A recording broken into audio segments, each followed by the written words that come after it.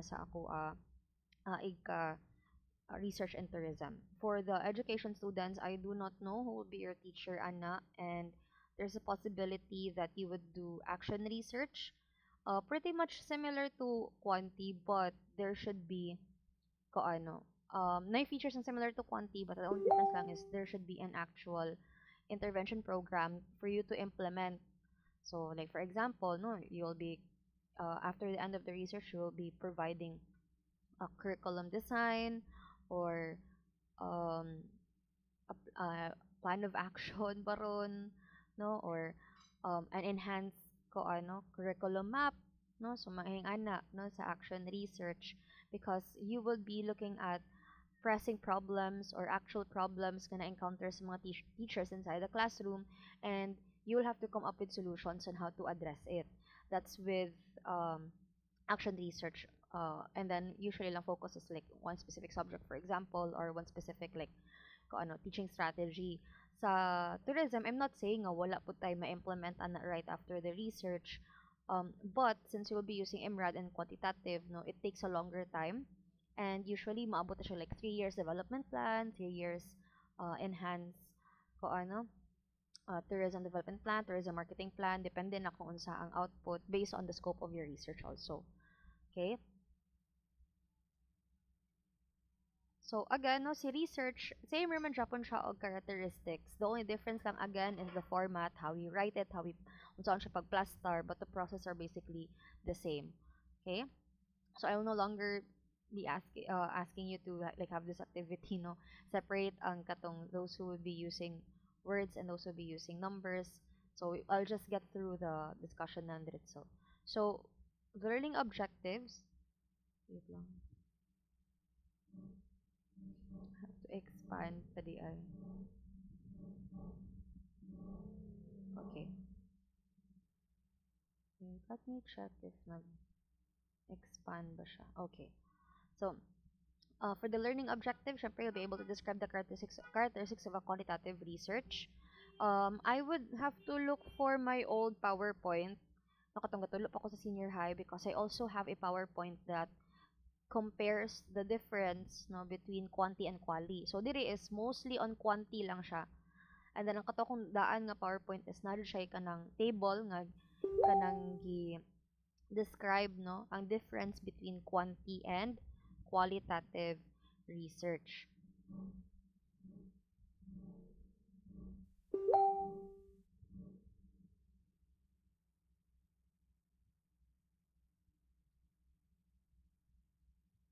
So after that, you'll also be able to identify the strengths and weaknesses of quantitative research and discuss the different kinds of quantitative research and evaluate topics that can be studied quantitatively. Although we already had a discussion 2 weeks ago, no, with regards to how to look or how to structure your research topic, sa mga requirements, pala ka words na siyang kinahanglan, but this could also help you know reevaluate if unsa pa jud ang mga ideal pud nga research topics that you could encounter.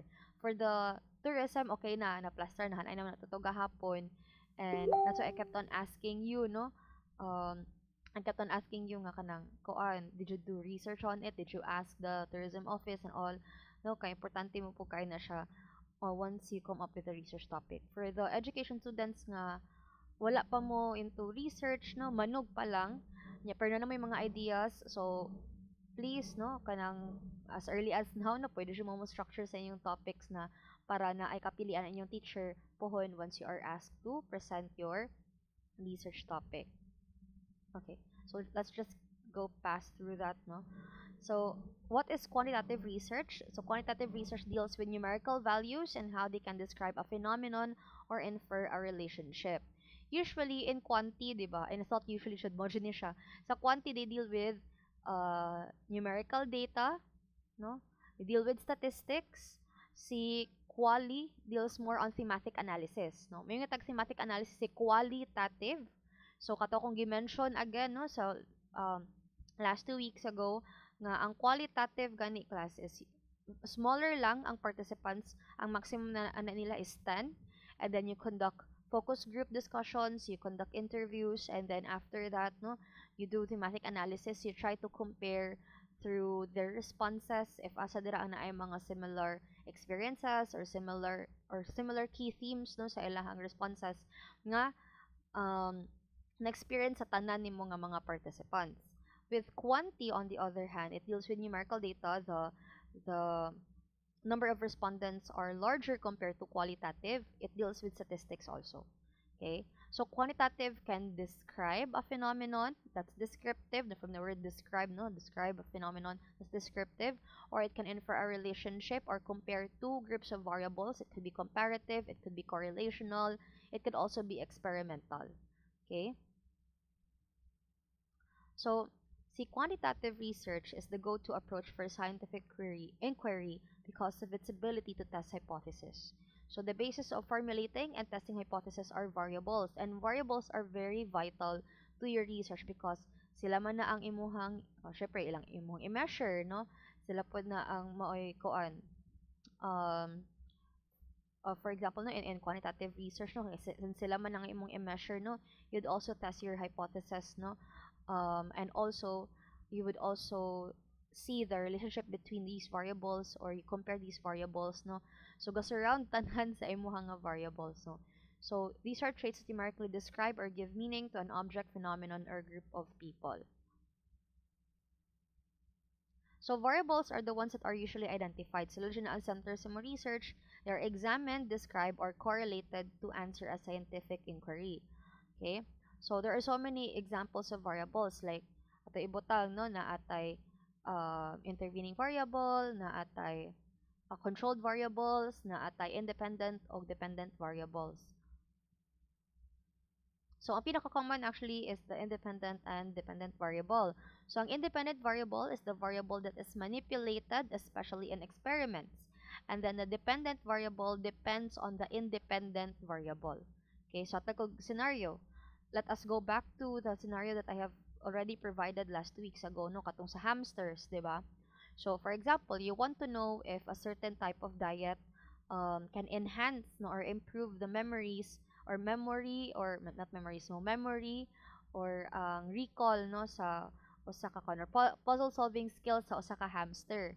So, syempre, ang hamster itself is mauna siya ang mag-change when you provide them with the different types of diet.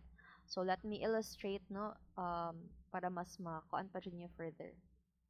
Mas ma-visualize. So I'm a visual learner so usually I would also prefer illustrations. Okay. I'll open a Word document and then I'll try to illustrate. Let me paint no. And this is important. Okay, right after that you have already presented yourself with a topic, no, you have already finalized a certain topic. Kisan si Saba? Oh. Hala na lang na. Now, tas balay. For now, balay, guys. So, yun siya yung mga... Okay. Wait.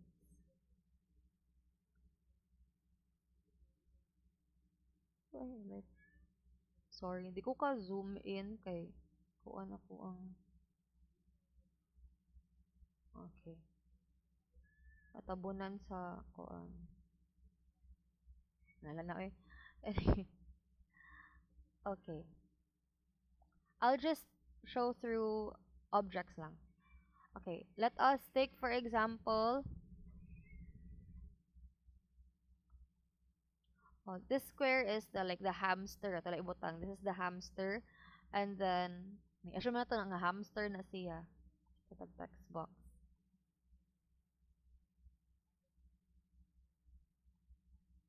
Okay, that's the hamster.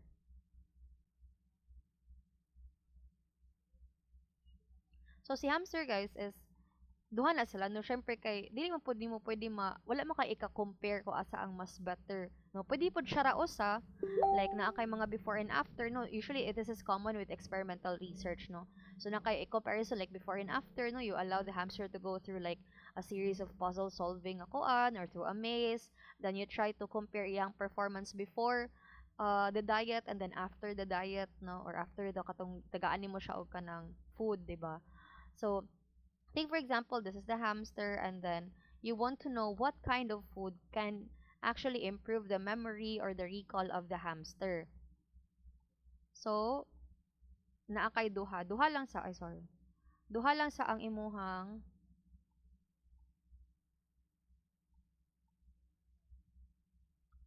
duha lang sa ang imuhang basihan. You have, tumarag, artificial nga pellets. I think I discussed this already, no? Pero just for, kung lang kay, base na, recapitulation lang kay, base niya ka nang nalimot na mo ba? No, a lot can happen in 1 week, nalimot na ang uban. And let's just say this one is like kanang mix. Ano mix? Aba, saba kayong kuan.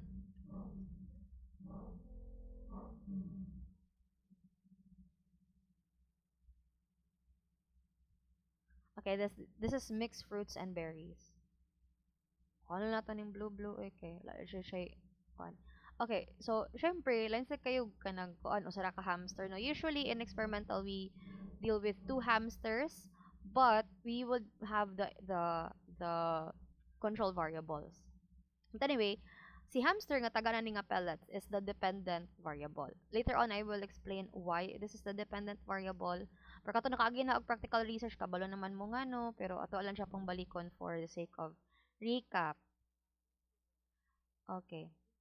And this is the independent variable. So, the independent variable are the different kinds of food no nga imong gihatag sa hamster because this can have an effect sa hamster.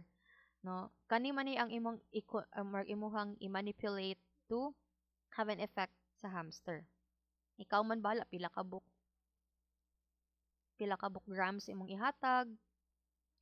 Ikaw man bahala kung how frequent will you give these to the hamster. Ngano gitawag siya independent? Again, ikaw man bahala mo butang kung pila ka amount and how frequent you will give these kind of food to the hamster.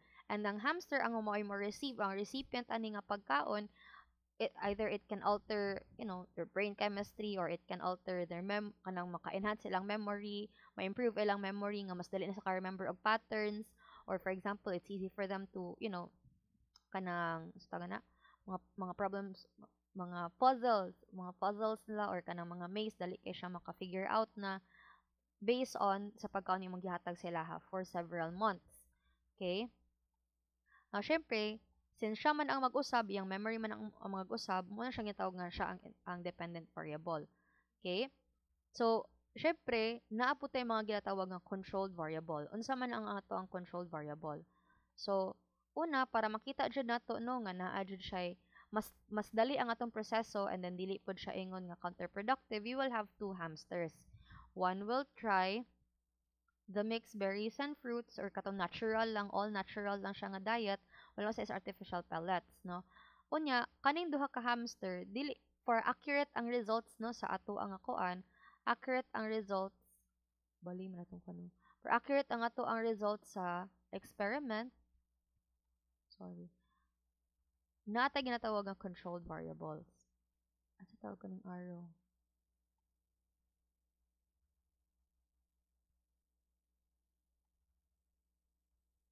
So, ikon ang thickness. Ako na face-to-face, lagi drawing na tanak ko ni sa blackboard na, sige na lang. Okay. So, syempre, dili po na pwede nga, wala tayo controlled variable. So, tayo butang, lain-lain na bining hamster mong gihatag dira, lain-lain silang edad, lain-lain silang gender, hindi sila coming from the same species because there are so many different kinds of hamster nga species, di ba? I remember when I had a hamster before, dagan kiko og kanang nga tay usang unsa to siya oy, unsa to siya nga kind of hamster tong gamay yan napo to siya katong medyo dako nga hamster. So lain na sila og species. Yeah. So syempre like for example, na ay Roborovski dito kano na dwarf nga hamster, na ay winter white, na ay Campbell, na ay golden. So dapat same species lang siya. So syempre kung maglain-lain na siya og species, lain-lain siya og gikan nga family, or lain-lain siya og gender, lain siya og age, it can also alter no the result, dili na siya accurate. So, to make sure nga accurate ang results, and dali jud nimo ma-identify ang difference between the two independent variables, which is like the diet or the food nga mo ihatag sa hamster, you have to make sure that the type of hamster is controlled. Okay? So, ari na ta sa controlled variables. Sorry.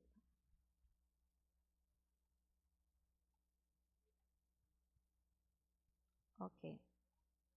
Ang controlled variables ani is ang age sa hamster, ang iyahang, oh, even the weight matters, no? Weight, yeah, gender, or sex di ay niya di ay. Okay. What else? Species. Dapat naapod siya sa kuan, controlled environment. Dili pwede nga lain-lain sila og kwarto kay basin mo alter pud na sa iyahang kuan. Wait lang.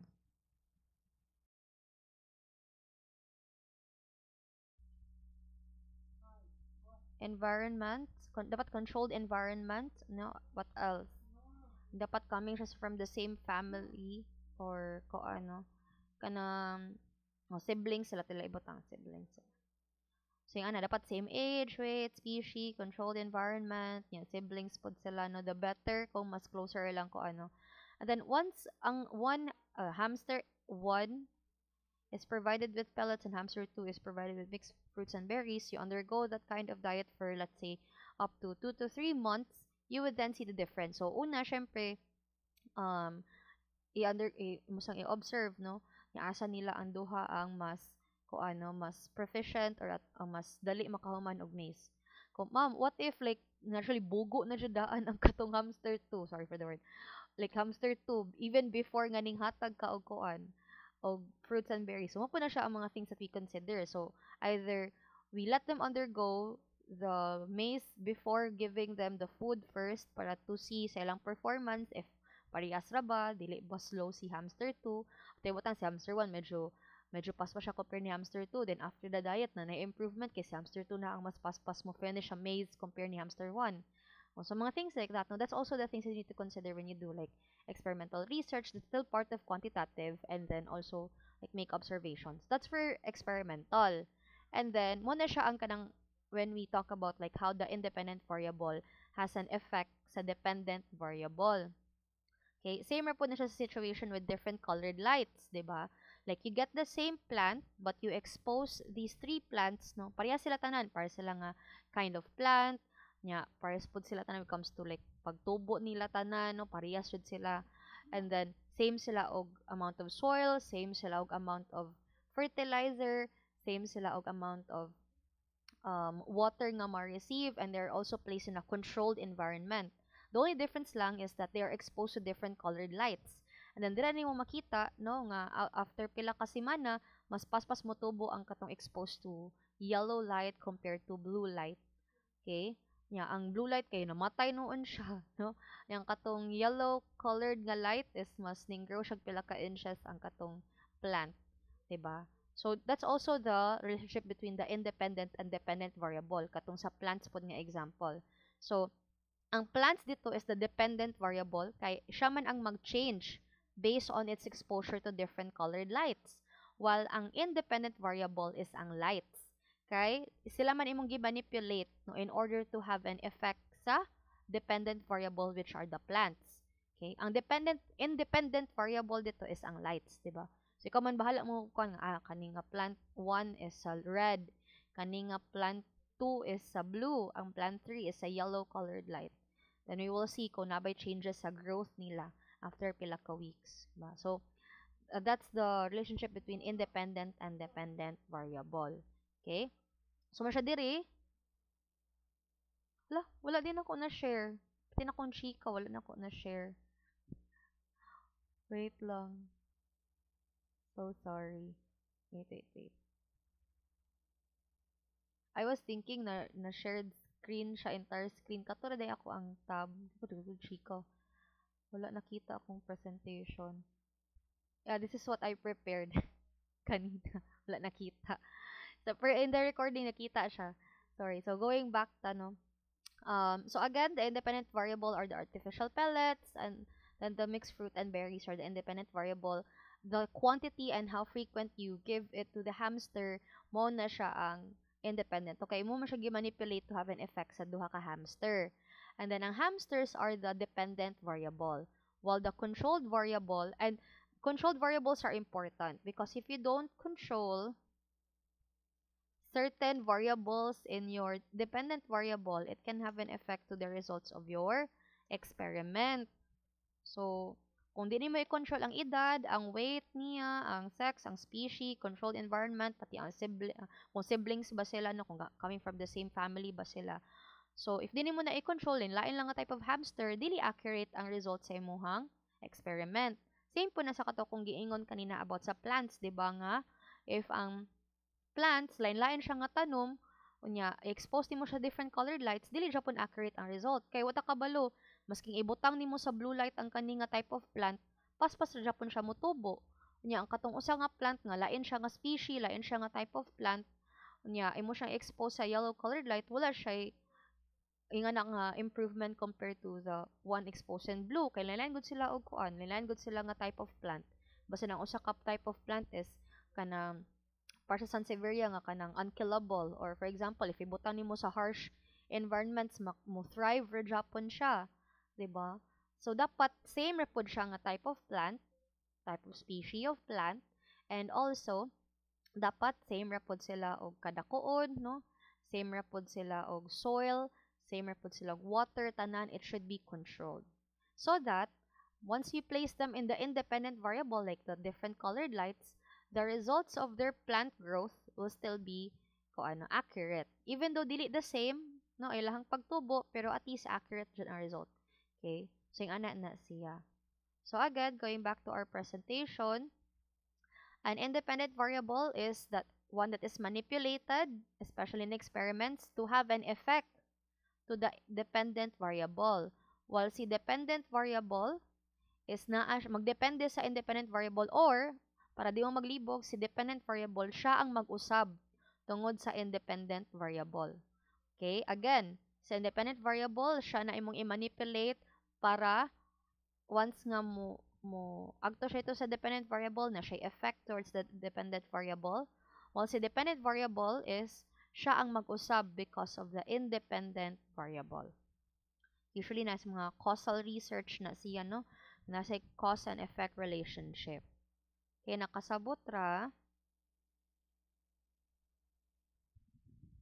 Kasabot ra everyone. Okay, questions with independent o dependent variable.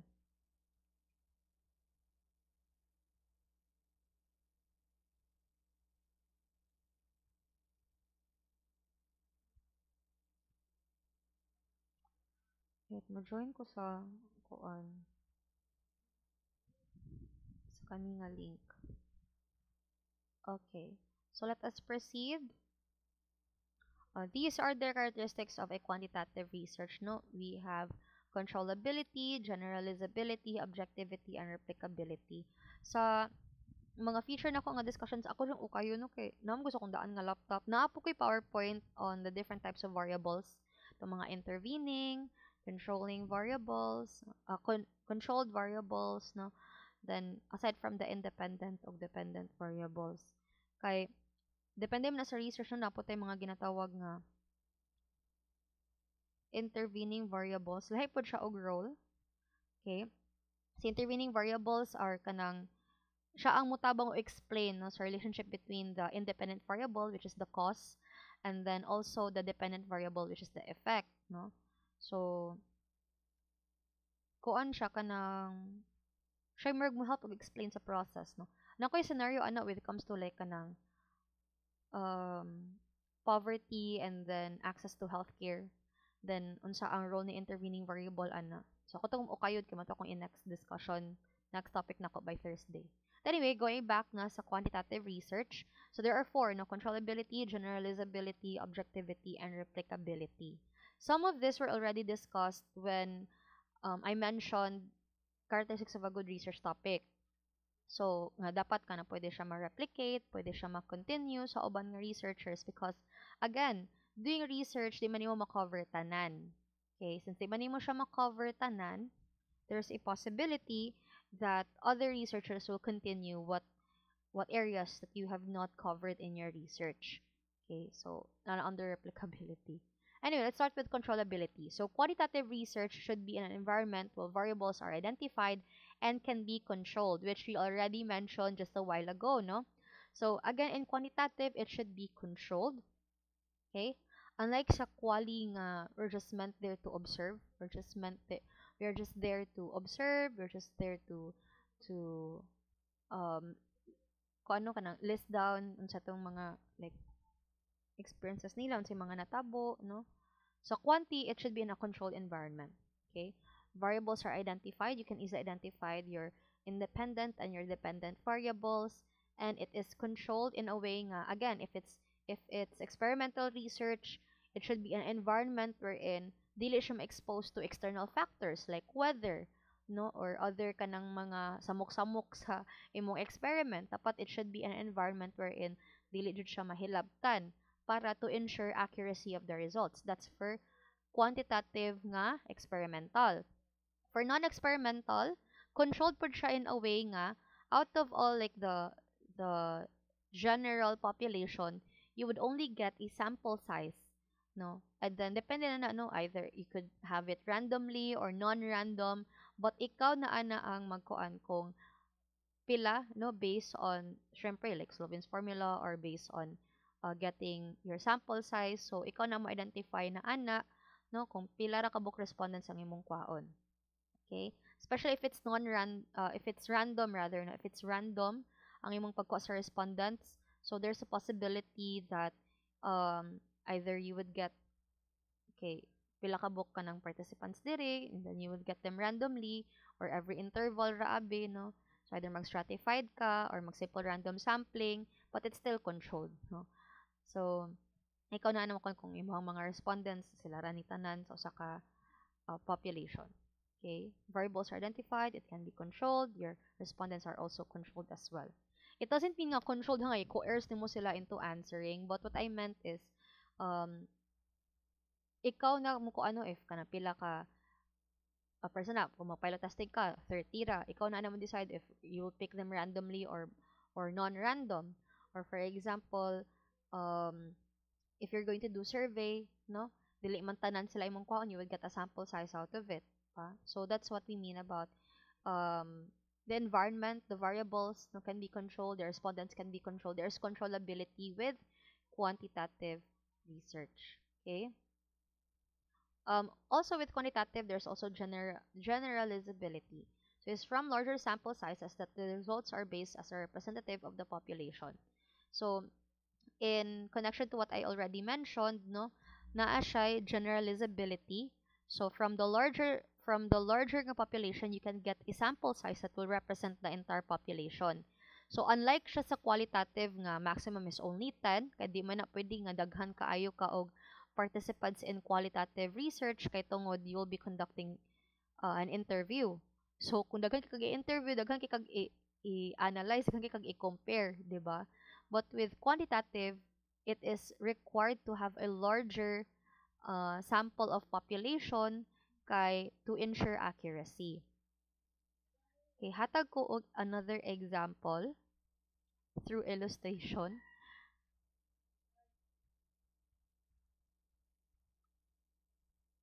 Dili na siya mo ko ang munaog. Okay. So, wait lang.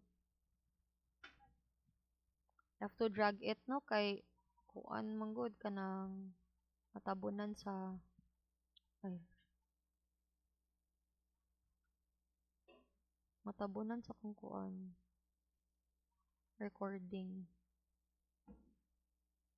Okay. So, let's say the entire population of San Carlos City is this big pizza pie. Ito lang ibutang. Kani siya nga dako kayo nga circle. Too much siya pod kaayo ang zoom in. Okay, kaning dako nga circle. So, ito ibutang, this comprises of at least 5,000. Ano? Ito lang ibutang 5,000 ka taga San Carlos, no? Unya, sila man siya ang imuhang identified respondents. Kaya ito butang ang scope sa imuhang study is the entire city of San Carlos. This is just an example ha, not dili jud accurate ang figures nga kumatag, but this is just an example of a sample size and the total population para na mo idea what it is. Okay? So this is the entire population, total population of San Carlos City. Tala ko label lang para dili mo ma.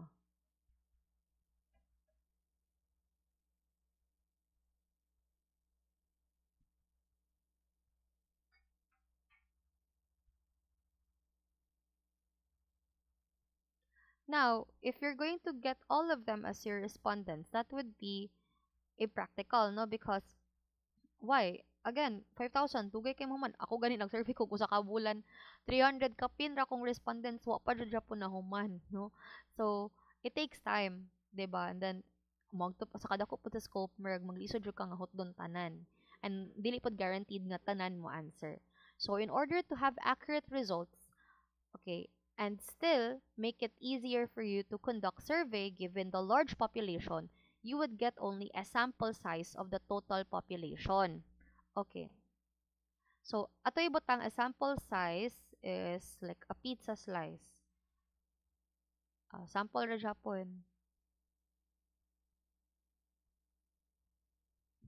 Wait lang.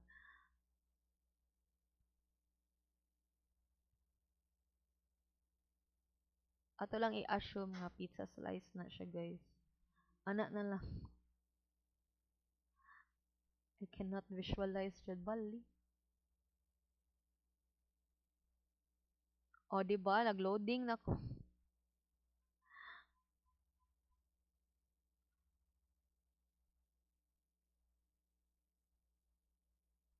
Sa ato lang ibutang nga pizza slice sa siya ng ana.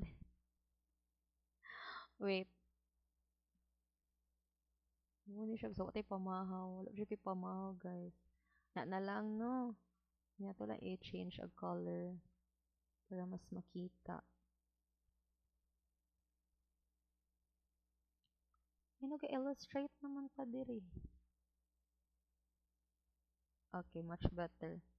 Dali po ni siya visualize. Okay. So, let us say, for example, 5,000 respondents are too much for you to actually conduct survey. No, nya. Kinanglan man siya kag daghan nga respondents. Syempre, kay ay mo mga response sabi kay the locals in San Carlos City. But it's so impractical to get all of them. So, out of the total population, you would just get a sample size. A sample size is the representative of the total population, but it's substantial enough. So again ha, it is substantial enough to represent the total population. It's not too small, it's not too big, it's the right amount of it's the right amount of number of respondents. So, ato ibutang out of 5,000 abi, ato na lang ato na lang i-try og compute, no.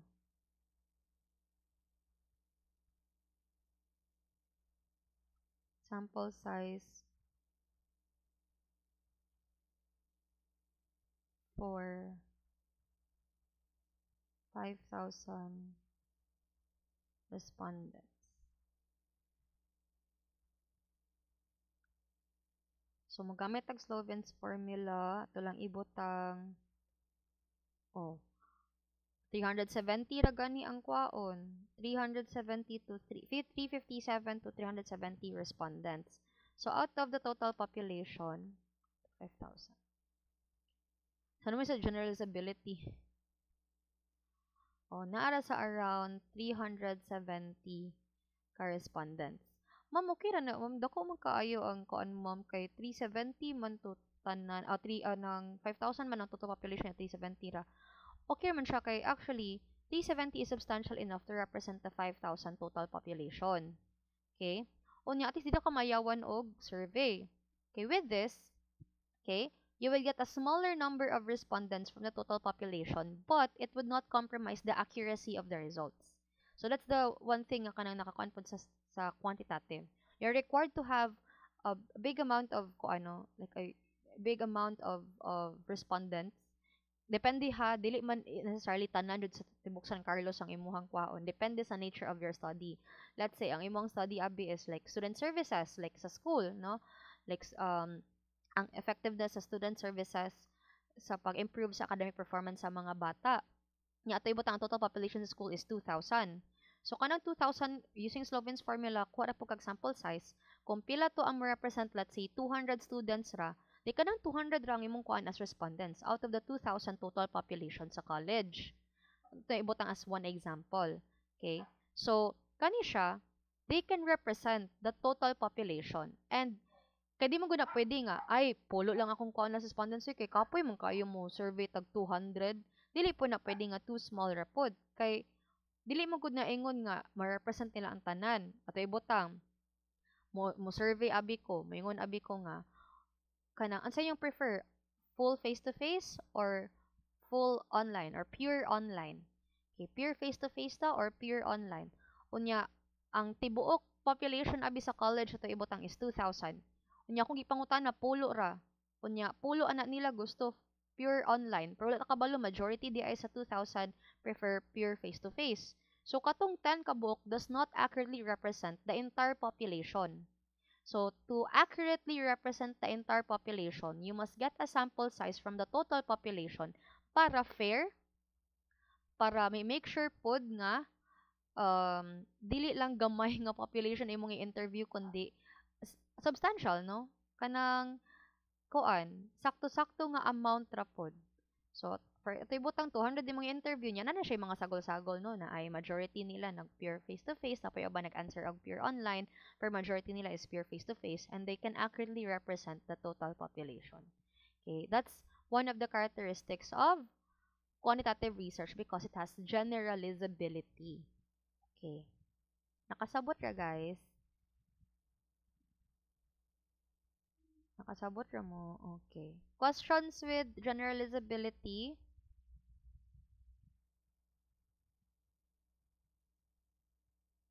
Okay, let's now proceed to the next characteristic ni quantitative.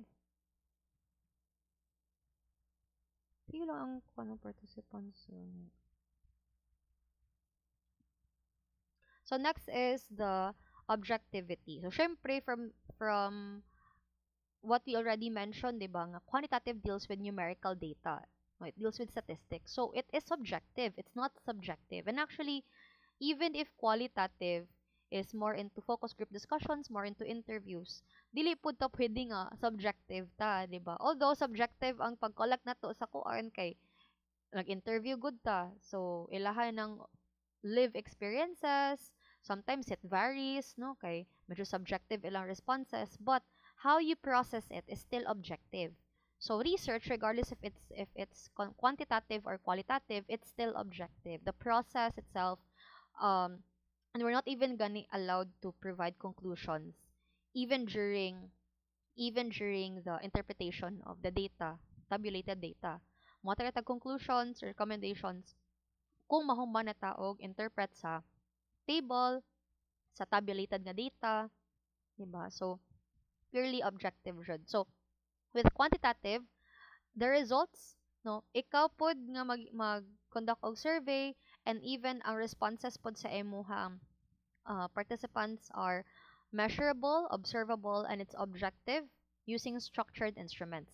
The only kuan lang with quantitative is that it's too rigid, no? May rigid or kanang medyo close-ended siya because it not all marag dapat siya mga setback lang noon when it comes to collecting data si quanti because not all can encapsulate the actual experiences of your respondent, diba? Which is mo po na ang kaya ni qualitative. Si qualitative mo good is open-ended siya, and then syempre no since thematic analysis unsay mga live experiences, unsay mga na feel no ni participant no during the qualitative research kaya man ang ma-discuss during the interview. So it's ko ano dili kay siya limited no with quantitative lang it's rigid no? Although it ensures accuracy no, it's objective, it's measurable, but it's close-ended lang siya, it's rigid, and kung unsa ra ang mga response ang mga choices imong ihatag mura po i-respond ni participant or ni respondent, 'di ba? Kay ikaw man ang muhatag sa choices, ikaw may muhatag sa items dira, no? Kay structured man siya nga survey instrument or data gathering instrument. But it's again, it's still observable and measurable. Okay? So, hatag kog example with the questionnaire.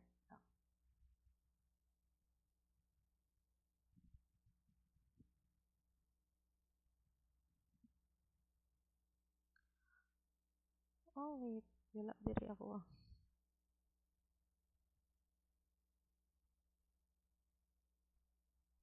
Dali na lang guys kay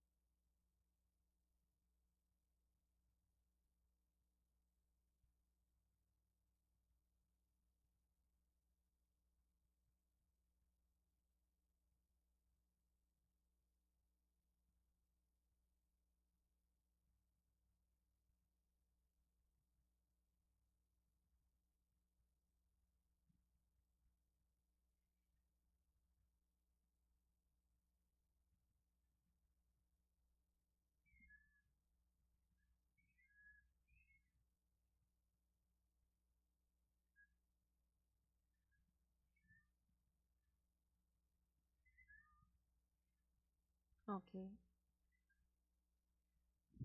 Sorry na ako gikuan regarding sa depth shirt. So anyway, this is an example of my data gathering instrument.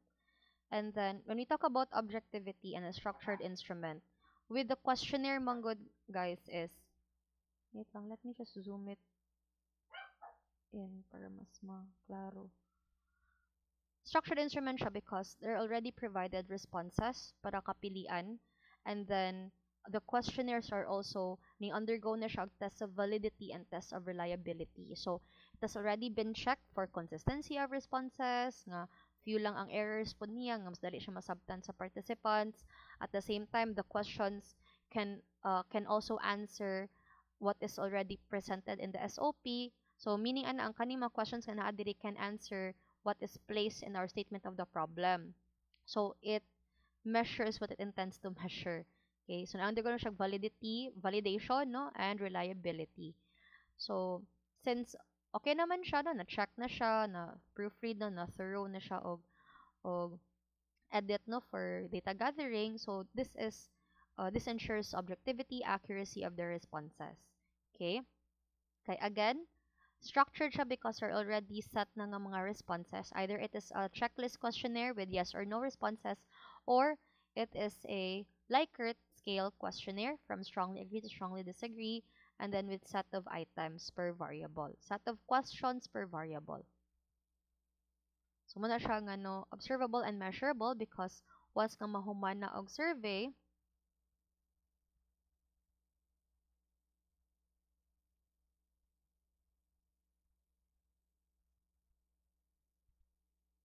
pwede na nimo siya matabulate. Okay. Wait lang.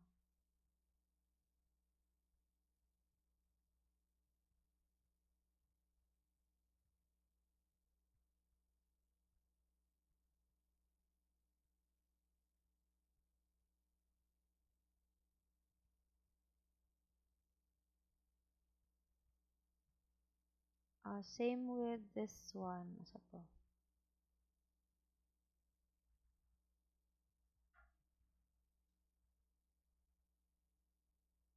Okay, measurable, observable, kay pwede nimo siya matabulate and ma-classify. Like, for example, no,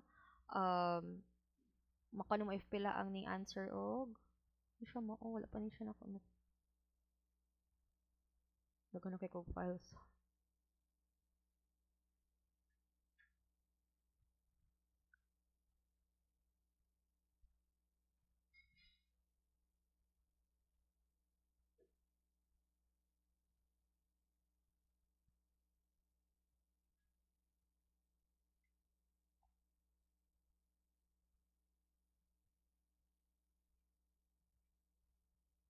Okay. Mao din ni siya. So, pwede na nimo siya matabulate, no? Ano mabalaan if um, kani siya is per individual mo gud ni siya. But supposedly, pwede nimo siya matabulate nga pila kabuk ni answer og strongly agree or five, no? Sa kani nga question, question number one, question number two, na. So, kani siya is dili siya ing ani jud pag plus star. Dapat yung lain. Wait lang.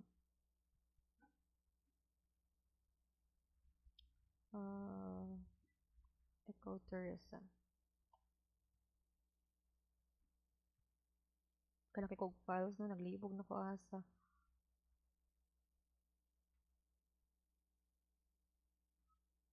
Arta silang responses. Okay.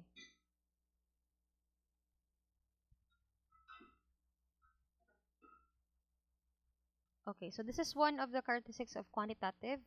Again, no, it is measurable ang data, it is observable because again, once you already conducted survey, you have to classify them according to questions. For example, pila kabok ni answer strongly agree, agree, disagree, and strongly disagree. So out of your like total respondents, for example, no, moabot abig mga 300 plus imong respondents. So, dira nimo makita if out of the 300 plus, pila ka book ni answer og strongly agree sa question number 1, question number 2, question number 3, 4, and 5. Okay, pila ka book ni answer og agree sa question number 1, 2, 3, 4, and 5. And you can easily tabulate it. Okay? So, mo na siya nga it is measurable, it is um, observable, kay dali naman nimo siya matabulate, especially through frequency count and percentage distribution.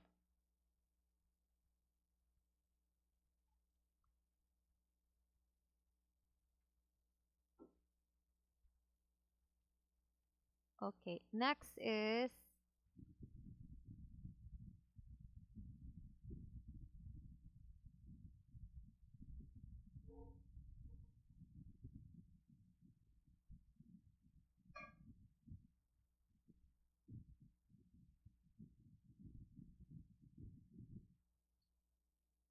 replicability. So the research study should be replicable by other teams of researchers that will eventually come up with similar outcomes. So this is what I've already mentioned before itong sa characteristics of a good research topic last 2 weeks ago. So dapat replicable siya in a way nga dili man exactly like identical jud, no? But what I meant is pwede nila ma-continue. Like for example, in my case, like I already mentioned this one, nagstudy ko on the potentiality of San Carlos City as a MICE tourism destination. um Other groups no in the future, like for example, I did that way back in 2021.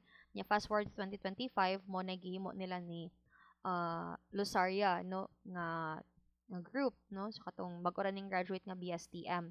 So although they still covered tourism, but they're more na into readiness. Kay na determine naman sa study na ko nga naay potentiality. Since sana may potentiality after 5 years, ready na ba siya? Okay, ready na ba siya to open same as like in Iloilo nga mahimo siya og kanang MICE tourism destination, or wala ba japoy improvement after 5 years. So muna ilahang study. Okay, so ilaha is readiness, no? Or pwede po siya marketability or attractiveness of MICE tourism as one of the forefront nga industries sa tourism ni San Carlos City. Okay? So still it tackles about MICE tourism but the areas are different. Pwede siya i-continue, okay? So muna siya. Pwede siya i-continue, pwede siya ipadayon, or pwede to siya i-explore ang mga areas nga wala pa na-explore before sa previous nga researchers. Okay, so mo po na ang usa sa mga characteristics nga naa ni quantitative research. So it's replicability, so it's objectivity. Okay, variables can be measured, can be observed, using structured instruments. Generalizability, you can get larger sample sizes from the overall total population. Okay, ang katong sample size will be like a representative no of the total population, and also controllability. So variables, the respondents can be controlled. No, if you are doing like quantitative experimental research, so the experiment should be in a controlled environment. Okay. So questions regarding the qualities of a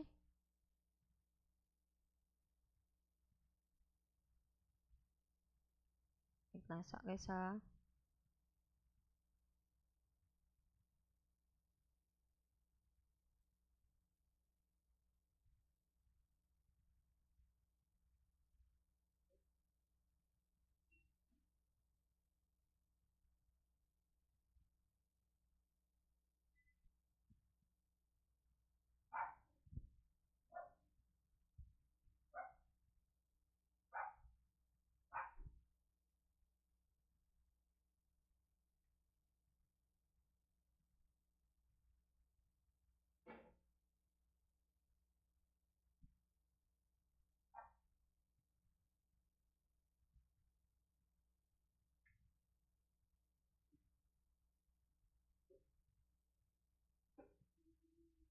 Sorry, wait lang sa for a while guys ha. Narjo importante nga ikoan.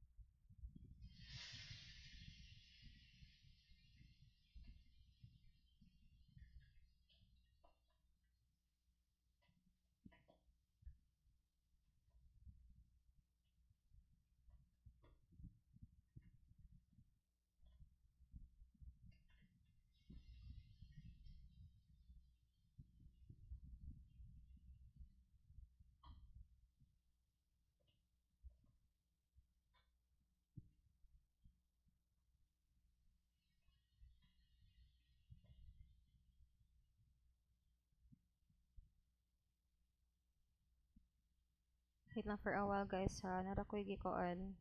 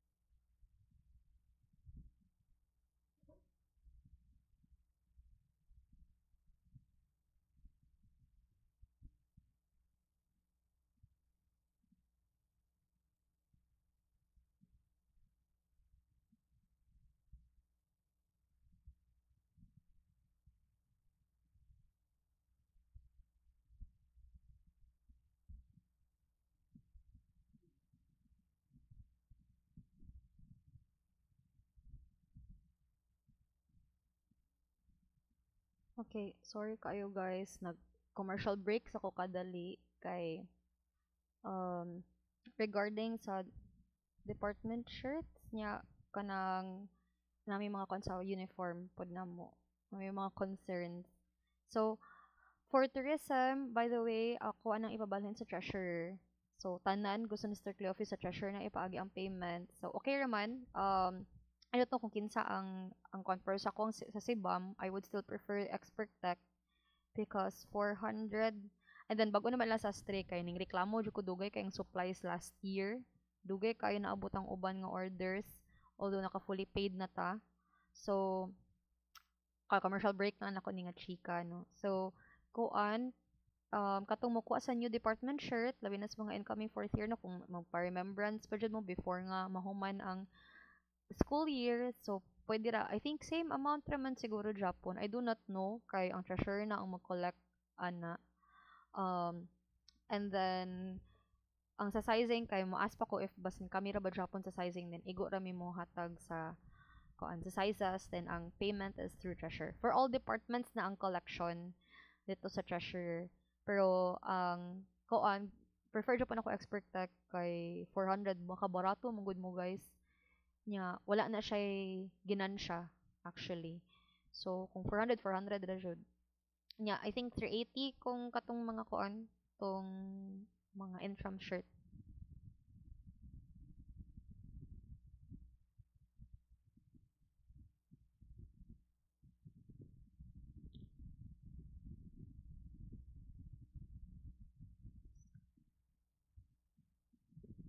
Okay. Anyway, let us go back. Sorry kaayo. Kay ako mong grade nag-organize tanan no sa uniforms and all nya. Nag-start na sila og chika. Kay nagunauna na kong post. So nag-start na sila chika sa mga plano na mo for kuan.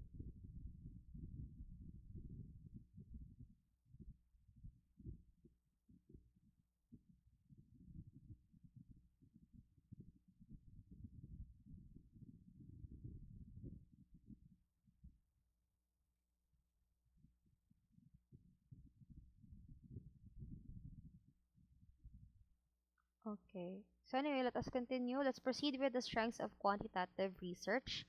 So analysis of data is assisted with statistical methods. Larger scale research can be undertaken and data can be presented in graphical or tabular form. So I already did made mention of this one. No? Larger scale research can be undertaken. You can actually conduct research, especially like for graduate school. Ang Sakwa is the whole entire San Carlos City that was allowed no during my time katong I had 402 respondents that comprises of 300 kuan na siya upland og mainland nga mga tourist katong naa sa mga kanang kuan La Vista dayon ibili naman akong questionnaire no pandemic time pa pud ton dan naapod ta mga association ng mga presidents events mga companies dayon um what else? No, compare siya og lahan kay mga stakeholders with regards to tourism. So larger scale can be undertaken. And then karon nga nag-doctorate ko whole Negros Occidental. So for now ang ning Toba graduate is naa sa Silay, Bacolod ug sa San Carlos. And then wala pa ko kabalo sa uban no dugay kay mga answer kong mga respondents. Nakayot mo good with Quanti is that although ang scope nimo is dako-dako, di jud ka maayawan kay naara man siya puntay sample sizing. Kay kato kong ipakita kanina no nga ang 5,000 gani nga total population naara sa mga 370 ra imong respondents, di ba? Sa kuha gani mo dagan man nag 2,000 plus or more than 2,000 ang total nga kuan, total nga population nako no sa mga kuan sa mga employees sa DOT accredited establishments in Negros Occidental but akong respondents is nasa mga 343 ra. So dili ra ka siya yung ana ka overwhelming. So ang nakanindot with Quanti is that we can have larger scale research. You can have that one through um pwede siya national, pwede siya regional, kung ingana jud ka daghan imong time ganahan jud ka maglisod-lisod sa imong life pwede jud kaayo na siya pwede siya like whole province baron imong scope pwede siya whole region pwede siya the entire jud siya nga national. Pero dili pud tanan, no? Kanang mga selected lang, either selected or accredited establishments, or for example, focus lang ka sa mga schools nga nag-offer, for example, og tourism, or focus siya ka sa mga schools nga nag-offer og education, or katong sa mo ang dean, no, iyaha is nag-focus siya sa mga OAR schools nga syempre gatudlo og mga religious education, and then tanan nga OAR schools in the Philippines, and then pila ra man ka kabuok no na sa mga pulo walo ra ka buok schools, so dili ra pod kayo totally kuan sa iyaha, no. So anan siya, that's one example. And then analysis of data is assisted with statistical methods. Again, gagamit ta og statistics. We could use inferential, we could use descriptive statistics. Okay, it depends on the nature of your research. If you're just merely going to report the increase or the decrease of the population of Catholic school students studying Catholic schools, that's descriptive. But for example, if you're going to compare the population of Catholic schools before and after the pandemic, you could do comparative. You could also do correlational. Okay. For example, no, if you're going to identify the relationship between the ano kanang social media or ang kanang strong kanang kuan strong what they call this strong na school campaign activities, no, with the increase of enrollment, so that's correlational, no, nagloading ta kadali correlational. Okay, so again, data can also be presented in graphical and tabular form. The one that I presented to you just a while ago, this one, that's in tabulated ni siya nga data. So when you conduct your survey, nag-survey na ka, yung mga nag-presente, nag-plaster, that's already in tabulated data, and then mauna na siya nga dali siya nimo makuan ma-interpret, no, kay magkuan man na in your presentation analysis of data nimo na kay tabulated data then naapod in written form. So in written form, it explains what is in the table, and the table can also provide support to what is written, no, sa ubos pod. So magkuyog jud na no written nga analysis and then also the tabulated data. Okay, so mas dali siya, no. Sa thematic, although sa qualitative naka-encounter kog mixed method before. Wala ko ka-try, ginata ko mo try, no, pero siguro sa lain na lang nga school nga kanang sakto jud ang kuan, no, sakto jud ang pagtudlo. Um kuan ang sa sa ilahang mixed method nakita nako dito nga kuan napod sila yung thematic analysis. So syempre naka-table pod siya pero na yung mga responses dira, and then iya magikuan gi-check lang mga common themes, no, with qualitative research. So dito nakuan ako nga kuan pod siya, dali ra pod actually siya masabtan, na naran po yung written analysis sa ubos. Okay, so what are the weaknesses of quantitative on the other hand?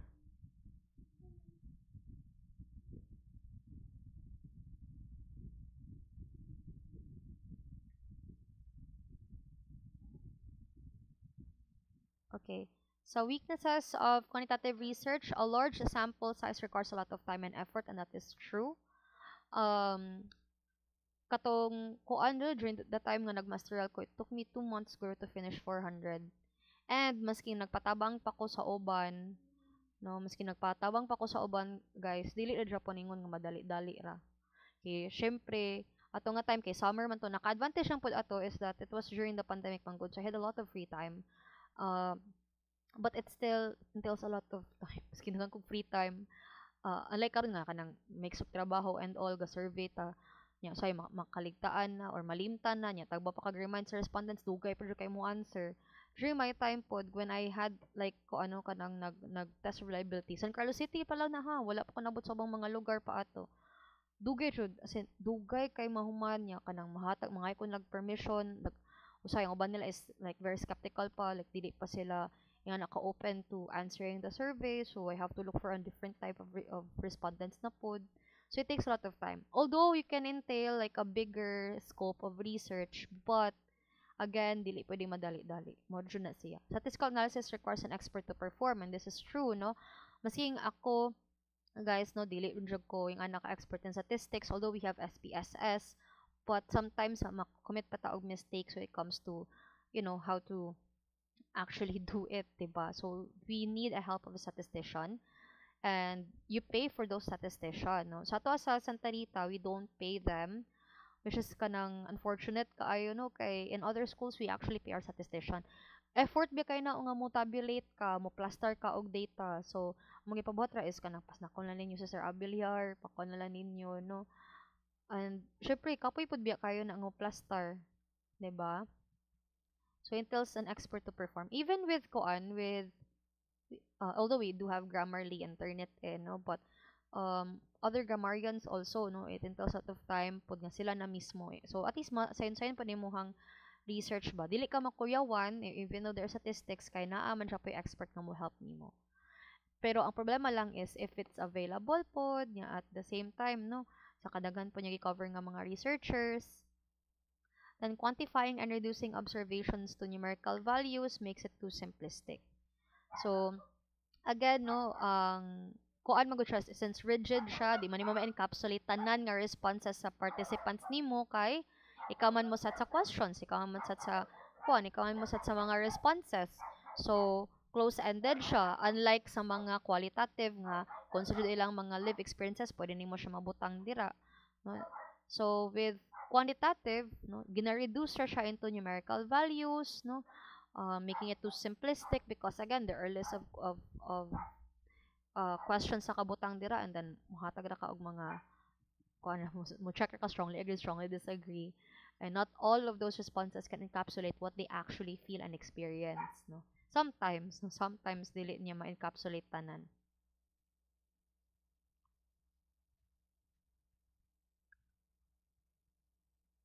Okay, next let's proceed to um types of quanti. So let us remember that quantitative research has its strengths and weaknesses. It's important that we are aware of both. And masking naa ba siya strengths and weaknesses, the important part is important thing that we should remember is that with quantitative manggod, for me ha, I think it's easier to conduct quantitative if again, no, your topic, you already know your topic na magabot sa mga resources dali ra po nimo ma-access. There are a lot of like references available, and even if dako ang imuhang sample size, as long as you have an expert, no, like a statistician that can help you out, that is okay. And then ang nakayot po ninyo nga daghan mo ang undergraduate thesis mong good is nakanindot nila daghan mo compared to graduate school, you have to do it alone. You can actually disseminate the task like, oh, ikaw survey ani nga lugar, ikaw survey ani tabangay mo tabulate. Okay. So next, let's proceed with types of quantitative research. So natay experimental and non-experimental research. Sa experimental guys, ilang process parehas raman. Ang naka-difference lang siguro nila is how they select their participants. So ang si Chug si Kwasay lain-lain mo sila na sila random o non-random nga pagpili sa participants. And then si non-experimental, we divide them into three. We have descriptive, comparative, and correlational.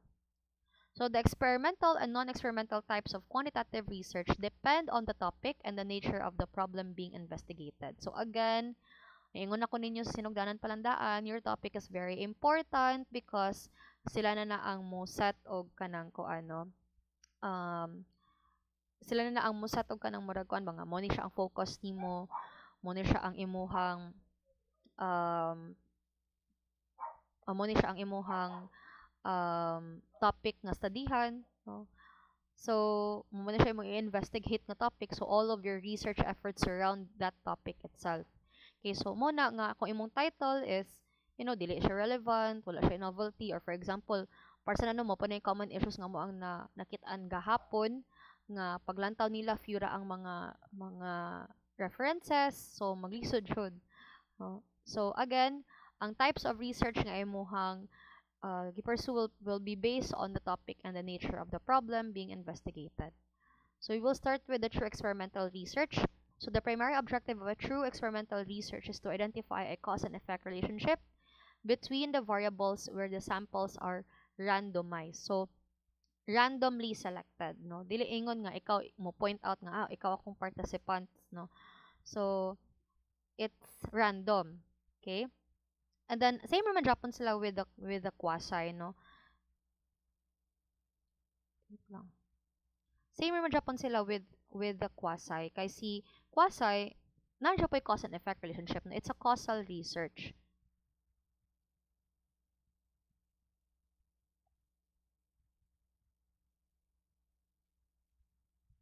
Ang naka-difference sa nilang duha is, again, sa pagpili ra sa participants. So, kung si true is random, si quasi is non-random. Okay? So, may kita og random, tanan na ay equal chance of being chosen for the experiment. Okay? So, tanan, no? Regardless kung unsa ba na ang imuhang age, gender, no? So, randomly assigned ra. Ang non-random is ikaw mismo ang mo identify. Okay, which is nasa quasi-experimental. Assigned sample siya. Non-random and assigned sample siya. So, balik ta sa true experimental research with random ang pagpili sa participants or sa sample. Dili exactly tao jud, no? Pwede man ta mag-experimental research using inanimate objects or living things, no, or animals or even plants, no? Not exactly person jud siya. So, this is an example of a true experimental research. Muna kong gihatag nga example kanina to find out if light or sunlight affects the growth of plants. So, kato ko is different colored lights. Kani is the amount of sunlight. So, si set A, nga type of plants, they have to grow a seed that will receive ample amount of sunlight. So, exposure siya to sunlight. Si set B, nga seeds, no, will be placed where the sunlight is limited. And si set C is a seed that will be placed completely in the dark. So all of them will be planted in the same type of soil and will be given equal amounts of water, and the results will be recorded after days of observation. Kung ma'am, dili man siya true experimental, kay dili lagi siya random, like you assign them into different colored lights. Now, actually, ang random ani is ang seeds. The seeds are the same. Controlled Japan siya, no? Same type of soil, same type of seed, same amounts of water, then in a controlled environment. Per asa diri ang randomization niya.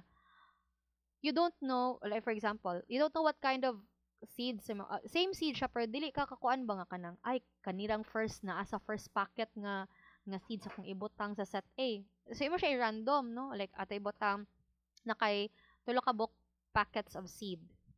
Then, ang kaning tulo ka book packets of seed nimo, gibutan na nimo na siya sa pot nya randomly, no, butan nimo sa lain nga pot. Pero same sila nga type of seed ha. Latay butang sunflower seed siya tanan. Nimo siya ibutang tanan sa mga pot, no. Same pud siya nga pot. Dili pwede nga ang usa dako nga pot, ang usa gamay. Pareha siya og size sa pot. That's controlled variable. Again, ang controlled variable diri ang soil, ang type of pot, ang water, ang sunlight dili. Kay mo na siya ang sunlight is what? It's the dependent independent variable.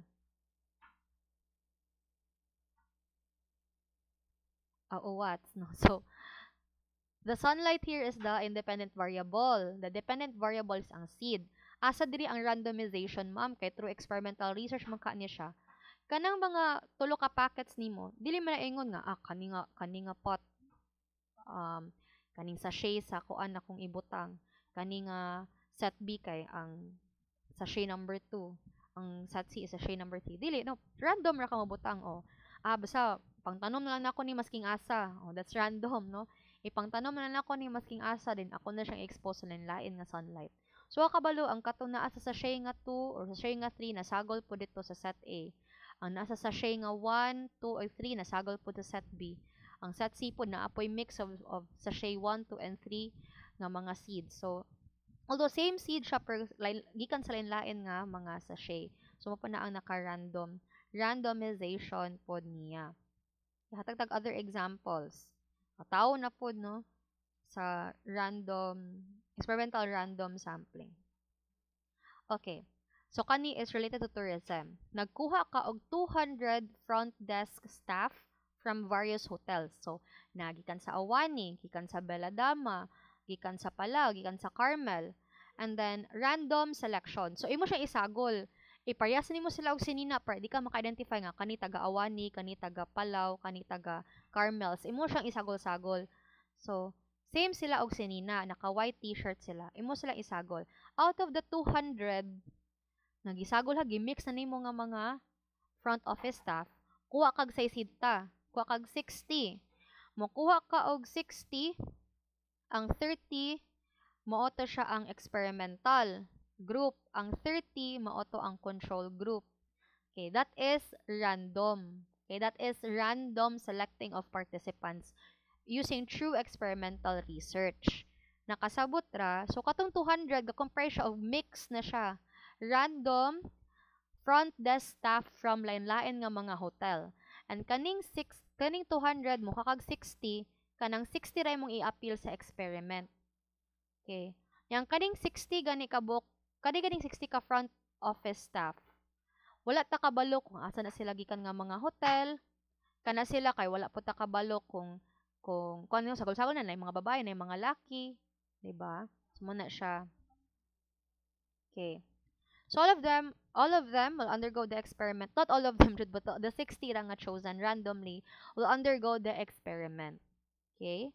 So that's no random through experimental research. Nakasabot ra how through experimental research works?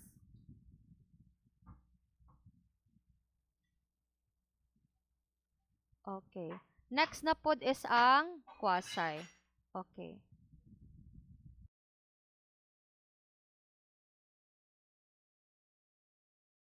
Now proceed to true quasi, no, not true. Si quasi na punta. So sa true experimental can determine causal relationship with the use of dependent and independent variables and randomly selected sample. So random.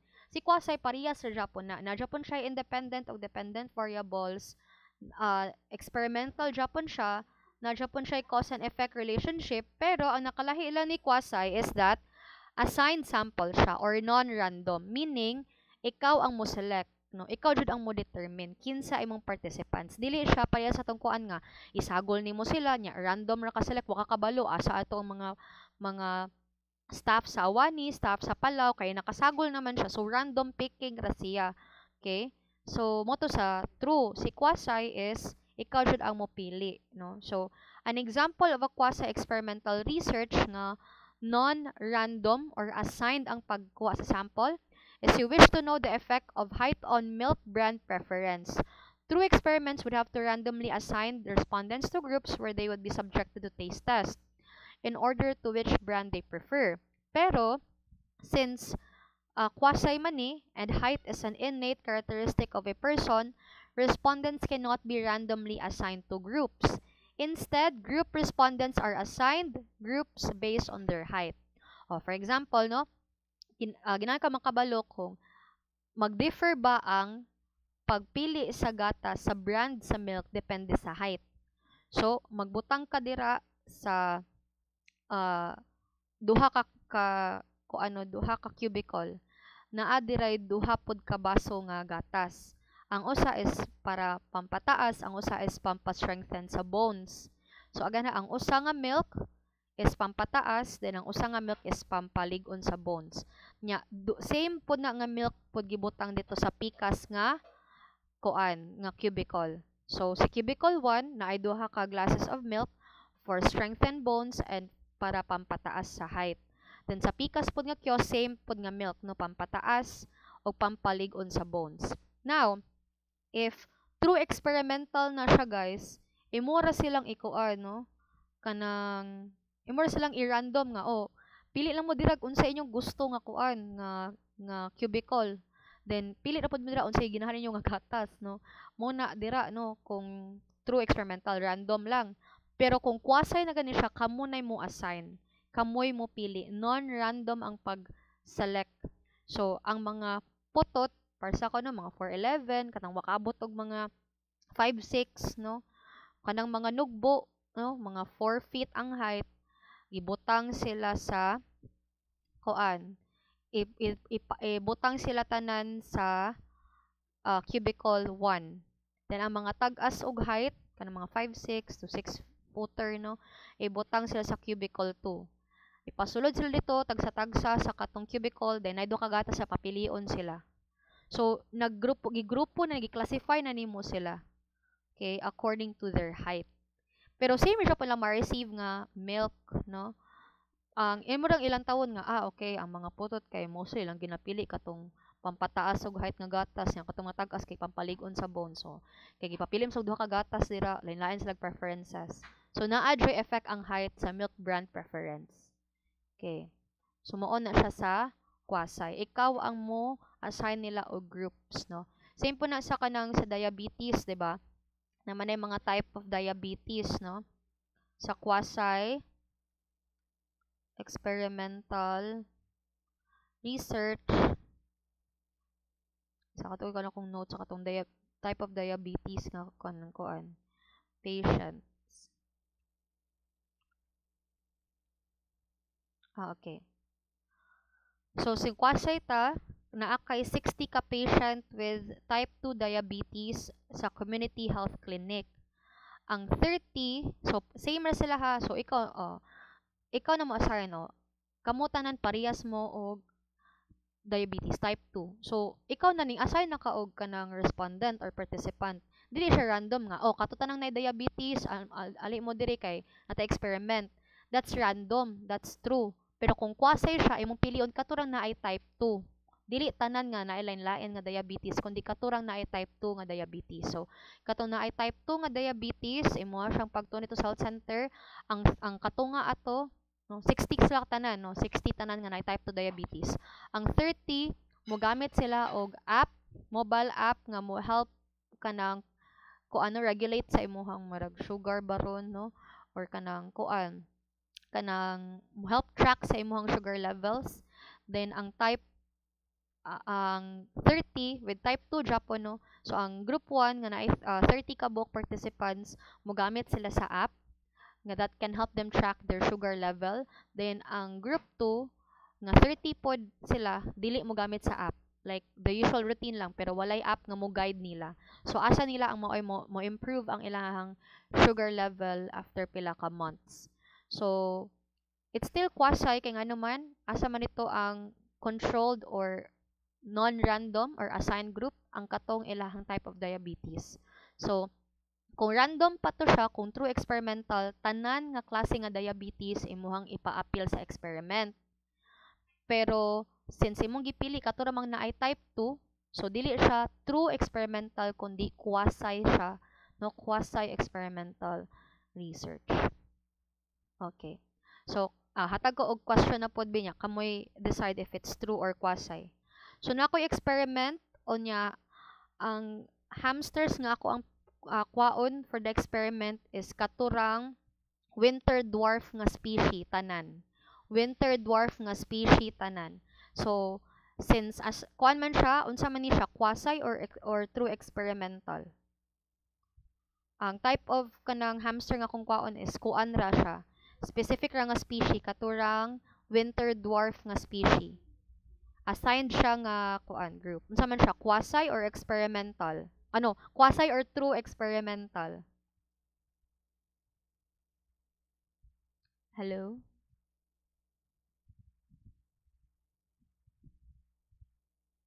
Wala dyan maka-answer.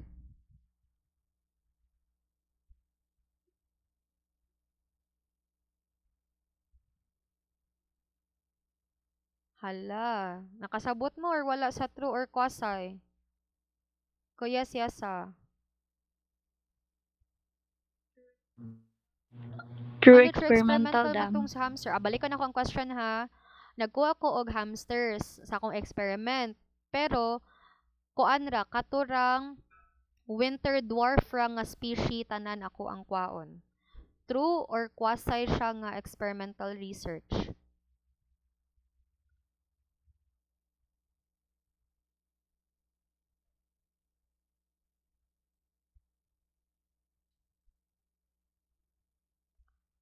Wala dyan kuan? Wala dyan makatubag? Yes, Judy. I think quasi, ma'am, kay na ay specific Okay, type of correct. hamster. No? It is quasi, kay assigned siya. Pero kung what if, abi, balik ko na ko ha, what if, abi, mo kuha lang ko og lain-lain nga species sa hamster. As long as same age lang sa per lain-lain sila og species. Kuan ay uban nga kanang katong dako nga hamster, ang uban katong dwarf, ang uban katong winter nga hamster, ang uban is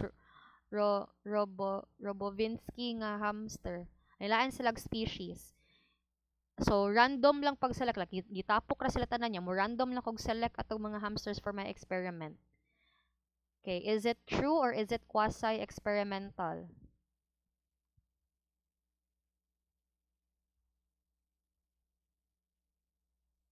So kanina pod nga scenario ha, lain-lain na pod siya nga species nga hamster. Although they are the same age pero lain sila nga species nga hamster na katong dwarf na katong robo nga kanang kuan to, nalimot ako sa long name.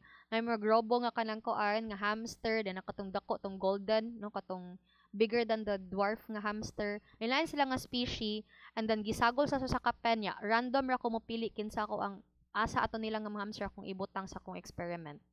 Is it true or is it quasi?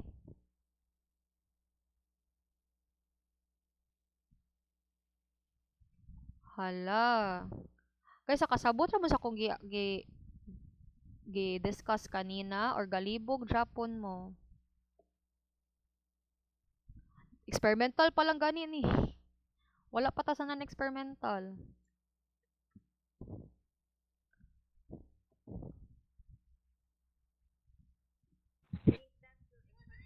I think them to Okay, experimental. Ngano man?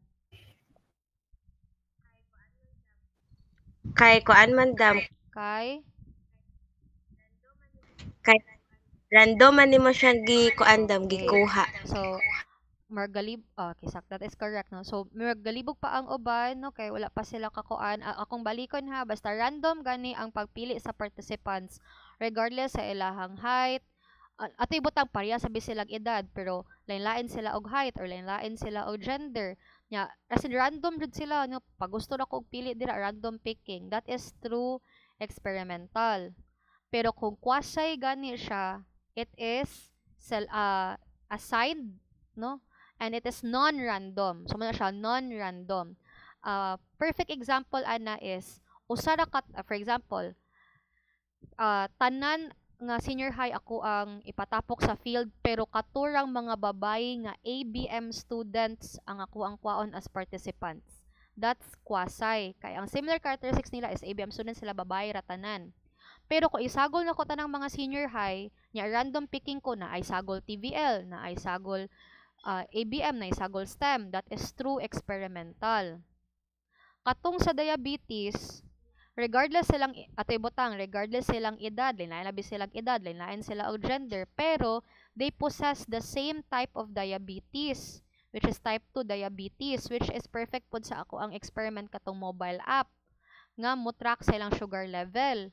So, since akong gipangkuha katurang mang naay type 2 diabetes, that is quasi-experimental. Okay, balik ta sa katong hamster. Ngano quasi-experimental katurang mga dwarf hamsters akong gikuha? Kay they have the same species raman. So, same raman sila og species kay specifically for dwarf raman ni akong experiment, dwarf nga hamster mo ng quasi.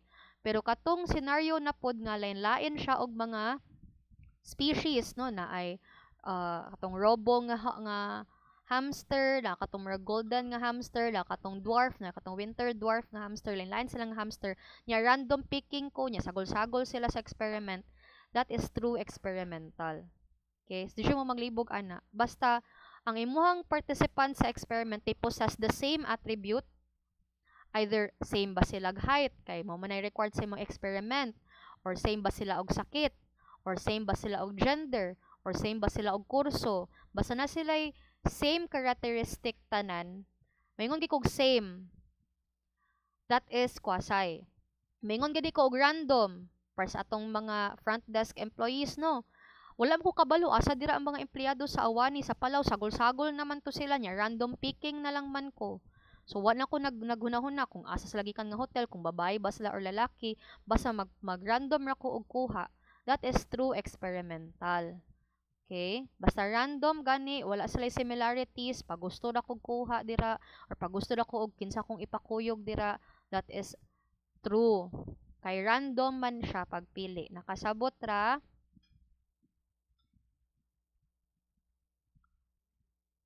Okay, mga nonchalant lagi ako mga estudyante, no. So anyway, magdaglibog lang rin mo sa katong example sa true, no, kay katong kung seeds good. Kay although ang kanimong kung sunlight guys, dili na siya pag-assigned nila og grupo. Ang sunlight is the independent variable. Muna yung makausab sa ilahang growth. Ang growth sa plant is the dependent. Dayon natawag siya through experimental kay same man sila nga type of seeds pero girandom sila og butang sa different pots. So, wata kabalo ang katong mga nasagol na sa set A nga mga grupo ang katunggikan sa sachet 1, 2, and 3. Yung mora to siya, no? Sagol-sagol siya nga seeds, no? O, mora na siya. O, para di mo maglibog, pwede pala to ipalain-lain ang mga seeds, pero dili pod accurate ang result sa experiment. Matawag siya og random kay tungod ikaw na kanang wala gani mo siya giingon nga kanita nang naa sa sachet 1 ikuig na ko set A kaning sa sachet 2 ikuig na ko set B dili man gisagol-sagol ra man nimo sila og butang gisagol-sagol ra po nimo sila expose sa lain nga light. That is true experimental pero kato kung yata nga ubang example para mas dili pa siya libog kato rang mga sa front desk mo to siyang mga random ko ano sa gan true gani random quasi non-random. Questions. Manaman di ay tanong, alas 11 na di ay guys. Mahaw pa ta. So, sorry. We will end here for for types of quantitative research. So, nahuman na ta sa characteristics of quantitative research, yung strengths and weaknesses, then nahuman na po ta sa type of quantitative research under experimental. Sa Thursday, ang ako na pong i-introduce ninyo is ang non-experimental. So, naadira ang descriptive, ang correlational, o comparative. So, kung non-experimental gani, so, na possibility nga it's not in a controlled environment like an experiment no with cause and effect relationship. So, dili siya causal research. Kung na siya, no, establish siya relationship or association between two variables, comparing two variables ra, or describing the phenomenon or the current situation of the variables. So, non-experimental na siya, no, which we will be discussing on Thursday. Okay? Na may mga pangutana.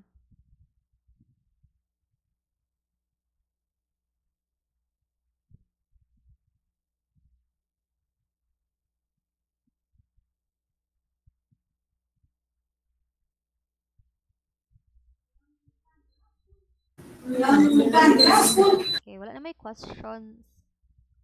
Wala na may questions, guys. Clarification, ano yung mga nalibgan?